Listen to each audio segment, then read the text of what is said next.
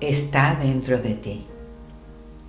Ríos, montañas, ciudades, villas, todos son humanos, y cuando entras en sus vientres, caminas en cielos y tierras, así como en tu propio vientre tú llevas tu cielo y tierra, y todo lo que observas, aunque aparenta estar afuera, está dentro, en tu imaginación, de la cual este mundo de mortalidad es nada más que una sombra.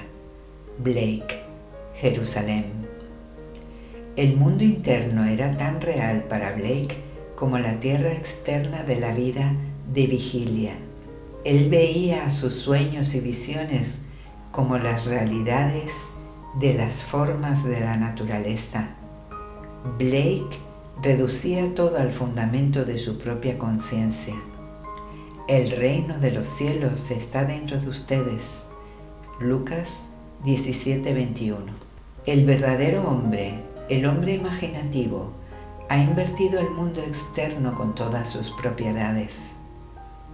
La aparente realidad del mundo externo, que es tan difícil disolver, es solamente la prueba de la realidad absoluta del mundo interno de su propia imaginación. Nadie puede venir a mí si no lo trae el Padre que me envió. Mi Padre y yo somos uno.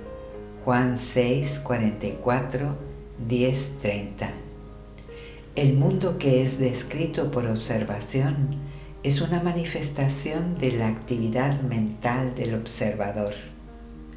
Cuando el hombre descubre que su mundo es su propia actividad mental hecha visible, que ningún hombre puede venir a él a menos que él lo traiga y que no hay nadie a quien cambiar excepto a él mismo, su primer impulso es remodelar el mundo en la imagen de su ideal. Pero su ideal no se encarna fácilmente. En ese momento, cuando él deja de ajustarse a la disciplina externa, él debe imponerse a sí mismo una disciplina más rigurosa, la autodisciplina de la cual depende la realización de su ideal. La imaginación no es completamente ilimitada y libre para moverse a voluntad sin ninguna regla que la contenga. De hecho, la verdad es lo contrario. La imaginación viaja de acuerdo al hábito. La imaginación tiene elección, pero elige de acuerdo al hábito. Despierto o dormido, la imaginación del hombre está restringida a seguir ciertos patrones definidos. El hombre debe cambiar esta paralizadora influencia del hábito. Si no lo cambia, sus sueños se desvanecerán bajo la parálisis de la costumbre. La imaginación, que es Cristo en el hombre, no está sujeta a la necesidad de producir solo aquello que es bueno y perfecto. Ejercita su absoluta libertad de la necesidad al otorgar al ser físico externo el libre albedrío de elegir entre seguir el bien o el mal, el orden o el desorden. Escojan hoy a quién han de servir. Josué 24:15. Pero después que la decisión ha sido hecha y aceptada, forma la conciencia habitual del individuo. Entonces, la imaginación manifiesta su infinito poder y sabiduría, moldeando el sensorial mundo externo de las apariencias en la imagen del habla interna habitual y las acciones del individuo. Para realizar su ideal, el hombre primero debe cambiar el patrón que su imaginación ha estado siguiendo. El pensamiento habitual es el indicativo del carácter. La manera de cambiar el mundo externo es hacer que la acción y la conversación interna se igualen con la conversación externa y las acciones del deseo cumplido. Nuestros ideales están esperando a ser encarnados, pero a menos que nosotros mismos igualemos nuestras acciones y conversaciones internas a las acciones y conversaciones del deseo cumplido, serán incapaces de nacer. La conversación interna y la acción son los canales de acción de Dios. Él no puede responder a nuestras plegarias a menos que estos caminos sean ofrecidos. El comportamiento externo del hombre es mecánico, está sujeto a la compulsión aplicada a él por el comportamiento del ser interno, y los viejos hábitos del ser interno se mantendrán hasta que sean reemplazados por nuevos hábitos. Es una propiedad particular del segundo hombre u hombre interno que él le da al ser externo algo similar a su propia realidad del ser. Cualquier cambio en el comportamiento del ser interno resultará en sus correspondientes cambios externos. El místico llama a un cambio de conciencia muerte. Por muerte se refiere no a la destrucción de la imaginación y el estado con el que estaba fusionada, sino a la disolución de su unión. Fusión es unión más que unidad. Por tanto, las condiciones a las que esa unión dio vida desaparecen. Yo muero diariamente, dijo Pablo a los Corintios. Blake dijo a su amigo Craig Robinson: no hay nada como la muerte. La muerte es lo mejor que puede pasar en la vida. Pero la mayoría de la gente muere tan tarde y toman un tiempo despiadado en morir. Dios sabe, sus vecinos nunca los ven resucitar de entre los muertos. Para el hombre externo de los sentidos, que no sabe nada del hombre interno del ser, esto es un simple disparate. Pero Blake lo dejó bien claro cuando escribió esto un año antes de morir.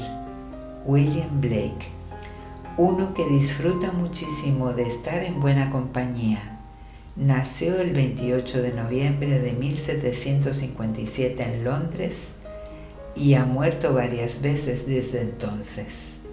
Cuando el hombre tiene el sentido de Cristo como su imaginación, él ve por qué Cristo debe morir y resucitar nuevamente de entre los muertos para salvar al hombre, porque Él debe separar su imaginación de su estado presente y unirla a un concepto más alto de sí mismo si quiere elevarse más allá de sus presentes limitaciones y por lo tanto salvarse a sí mismo.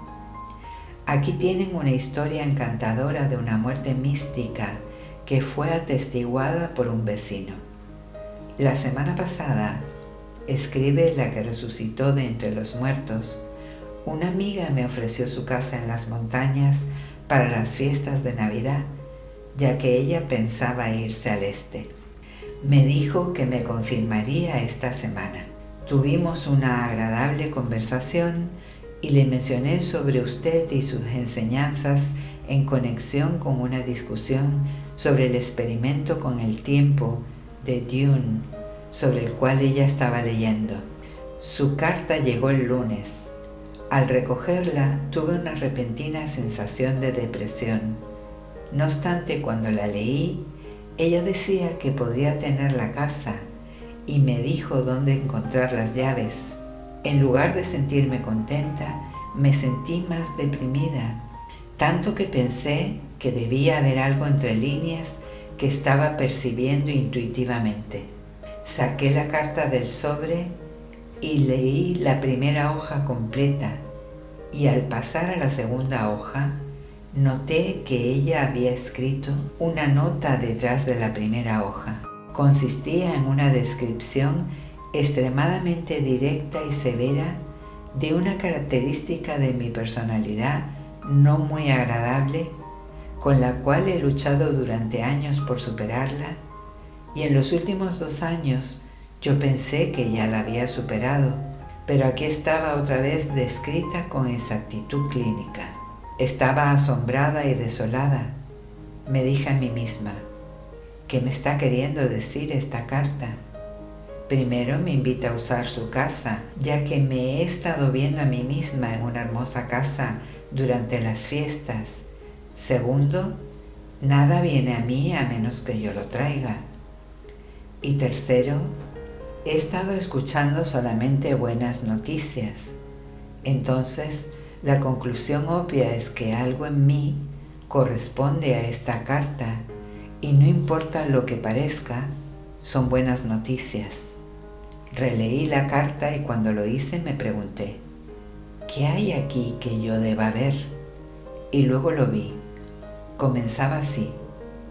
Después de nuestra conversación de la semana pasada, siento que puedo decirte que, y el resto de la página estaba salpicada con era y estaba como pasas en un pastel de semillas.